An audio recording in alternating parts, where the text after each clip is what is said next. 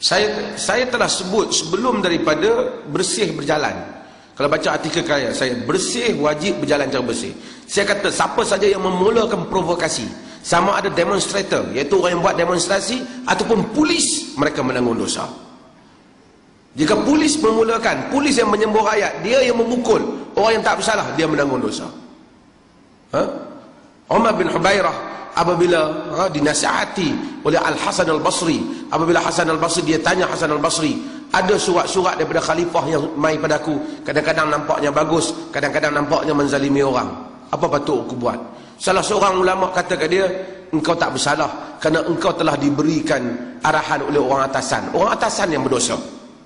Tapi Hasan Al-Basri kata kepada dia, sesungguhnya apabila malaikat datang dan mengambil nyawamu, dia akan bertanya engkau tentang kezaliman yang kau lakukan pada orang lain.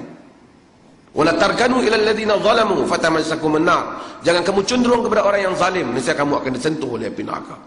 Maka tak boleh, saya dah kata tak boleh pada buat demonstrasi, memecahkan harta benda kerajaan, menyetahkan harta benda rakyat, ataupun mereka maki polis, ataupun mereka buat sesuatu pada orang awam. Dan bukan tak boleh bagi polis untuk melakukan kezaliman dengan memulakan sebarang provokasi. Apa hak sebuah kerajaan mengharam rakyat berjalan atas jalan? Di atas hak apa, nas apa? Termasuk ulama-ulama UMNO ini kena jawab. Nas apa yang menyatakan kerajaan berhak mengharamkan rakyat berjalan? Tidak ada nas yang boleh menyatakan haram rakyat untuk berjalan bila kerajaan tak pergi berjalan. Dia berjalan, cuma dia mungkin marah pasal ramai sangat berjalan. Apa nas? Dia tak pukul orang, dia tak pecahkan benda. Kalau dia pecah benda, dia haram. Sebab itu saya daripada awal menyatakan, balangnya selepas hari lepas pada itu, orang lain buat juga. Ta'rif ulul amri. Ini secara adil, ulul amri, penguasa. Bila pihak parti satu lagi pergi ke Kelantan, di Kelantan ada penguasa dia, mereka buat himpunan yang ramai, tutup jalan semua. Ulama-ulama ni tak sebut pula apa hukum buat untuk negeri tu, menyanggahi pemerintah negeri tu juga. Bahkan tak tanya pula sultan dia, dan tak tanya pula pada menteri besar dia yang telah menjadi penguasa di daerah itu. Hanya ulul amri ini di pihak satu pihak saja. Lalu nas-nas ni dibaca bagi ulul amri satu pihak.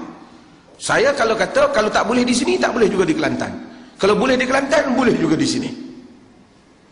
Bukan kerana saya pro pembangkang, banyak saya kata kat pembangkang. Tapi dalam kes ini, cara penghukuman pendalilan tidak adil. Jadi nak keluar, saya dulu saya tak setuju. Atas alasan tak ada kejelasan apa nak keluar untuk apa, dan bimbang berlaku pergaduhan. Tapi apabila mereka beri komitmen pada peringkat awal, kami tak akan zalim, kami tak akan pecah harta benda orang, kami tak akan, kami nak keluar saja. Saya dengar dia kata itu, saya kata dia boleh keluar. Saya bimbang dulu kalau masa bersih pertama keluar, takut mereka bergaduh dan bertumpah darah sesama orang Islam.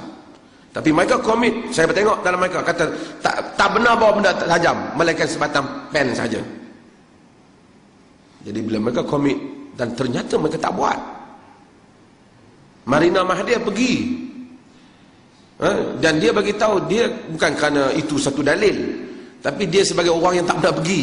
Dia kata saya tengok manusia sangat berdisiplin, mereka tak buat apa, boleh tangkap gambar dengan dia, boleh say hello dan berjalan, dan tak ada buat apa pun. Kenapa mereka nak dipukul?